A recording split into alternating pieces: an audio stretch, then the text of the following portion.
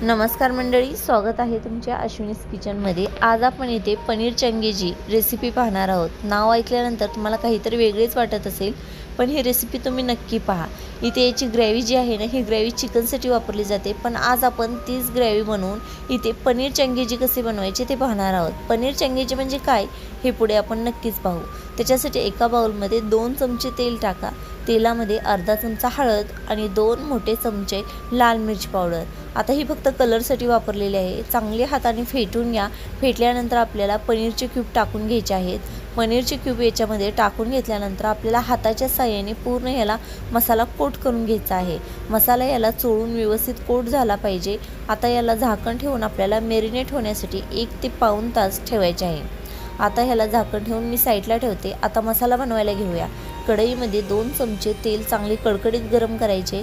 एक मोठा चिरलेला उभा कांदा टाकून घ्यायचा, बरोबर 1 इंच अद्रक, 10-12 लसणाच्या पाकळ्या, अर्धी वाटी काजू। आता याला चांगले गोल्डन फ्राय होईपर्यंत भाजून घ्यायचे आहे। मसाला व्यवस्थित भाजल्यानंतरच आपल्या भाजीला छान टेस्ट येते। त्याच्यासाठी मसाला भाजताना तुम्ही कधीही गॅसची फ्लेम हाई किंवा एकदम लो करू नका।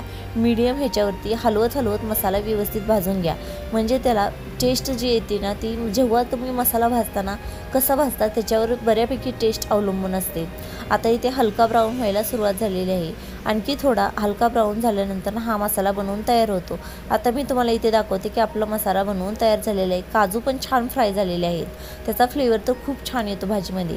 आता याला थंड होण्यासाठी एका डिशमध्ये काढून साईडला थंड होण्यासाठी ठेवून देऊया। तोपर्यंत इथे मी बॉईल केलेले टोमॅटो घेतलेले आहेत आणि त्याच्यावरची स्किन काढून घेतली आहे। टोमॅटो बॉईल केल्यानंतर ना त्याचा जो आंबटपणा आहे तो कमी होतो। इथे 3 टोमॅटो मी बॉईल करून घेतले होते, त्याची प्युरी बनवून घेतली। आता ते साईडला ठेवून घेतली। तोपर्यंत आपला मसाला थंड झालेला आहे। हा पण आता मिक्सर जारमध्ये टाकायचा आहे। थोडे पाणी टाकून याची चांगली बारीक पेस्ट बनवून घ्यायची आहे। इथे तुम्ही कोथिंबीरचा वापर केला तरी चालेल। आता इथे तुम्ही पाहू शकता किती छान अशी पेस्ट बनवून तयार झालेली आहे। आता इथे गॅस चालू करून गॅसवर एक पॅन ठेवलेला आहे। अर्ध्या पाऊण तासानंतर मॅरिनेट झालेले आपले हे पनीर आहे, हे पॅनवरती टाकून घ्यायचे आहे आणि थोडेसे ब्राऊन होईपर्यंत व्यवस्थित हलवून घ्यायचे आहे। म्हणजे कसे पनीर जसे आपण तळून किंवा भाजून घेतो तसे याला टेक्स्चर आले पाहिजे, त्याच्यासाठी आपण इथे व्यवस्थित हलवून भाजून घेत आहे। आता इथे मी ह्याला चांगले व्यवस्थित हलवून भाजून घेत आहे। आता इथे आपले पनीर व्यवस्थित हलके ब्राऊन झालेले आहे। या स्टेजला आता गॅस बंद करायचा आहे। आता इकडल्या गॅसवरती कढई गरम करायला ठेवली। त्याच्यामध्ये इथे बटर टाकून घेतले आहे। बटर हलके मेल्ट व्हायला सुरू झाले की याच्यामध्ये टोमॅटो प्युरी टाकून घेतली, कारण बटर पटकन जळण्याची शक्यता असते। त्यामुळे तुम्ही इथे टोमॅटो प्युरी लगेच टाकून घ्या, त्याच्यामुळे आपले बटर जळणार नाही। आता एकसारखे हलवत त्याला व्यवस्थित मिक्स करून घ्या। मिक्स झाल्यानंतर याला आपण झाकण ठेवून 2-4 मिनिटासाठी शिजू देणार आहे। 2-4 मिनिटानंतर टोमॅटो प्युरी बघा शिजून आणखी कमी झालेली आहे। आता इथे टोमॅटो प्युरीचा पूर्ण आंबटपणा निघून गेलेला आहे आणि जरी तुम्हाला हलका आंबटपणा वाटत असेल तर थोडीशी साखर घाला। आता या स्टेजला मिक्सरमध्ये बारीक केलेला मसाला टाकून घेतला आहे। बरोबरच इथे 2-3 चमचे लाल मिर्च पावडर टाकले, चवीपुरते मीठ टाकले आणि इथे पनीर मसाला आहे तो मी 2 चमचे टाकून घेतलेला आहे। याला व्यवस्थित हलवून मिक्स करून घ्यायचे आहे।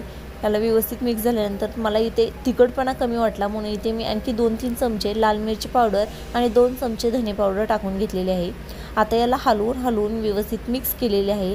आता हे मसाला झाकण ठेवून 2-3 मिनिटं शिजल्यानंतर आणखी एकदा चांगले फेटून हलवून घेतला आहे। तुम्ही पाहू शकता की मसाला किती व्यवस्थित असा बनवून तयार झालेला आहे। आता हा मसाला आपला बनवून परफेक्टली रेडी झालेला आहे।